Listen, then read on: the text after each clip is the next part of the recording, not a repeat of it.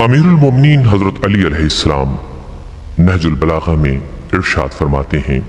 اپنے اس قول میں حضرت امیر المومنین علیہ السلام نے کفر کے چہرے پر پڑے ہوئے پردوں کو اٹھایا ہے۔ حضرت علی ارشاد فرماتے ہیں، کفر بھی 4 ستونوں پر قائم ہے: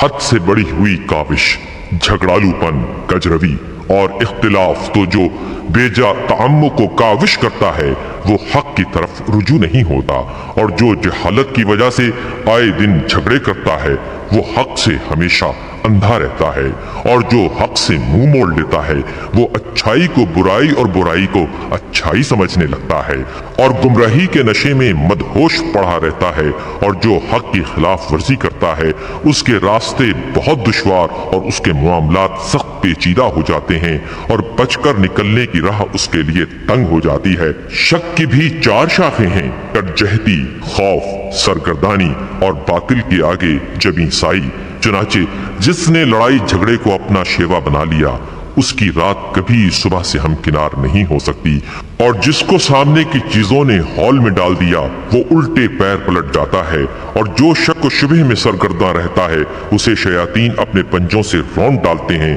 اور جس نے دنیا و آخرت کی تباہی کے آگے سر تسلیم خم کر دیا وہ 2 جہاں میں تباہ ہوا۔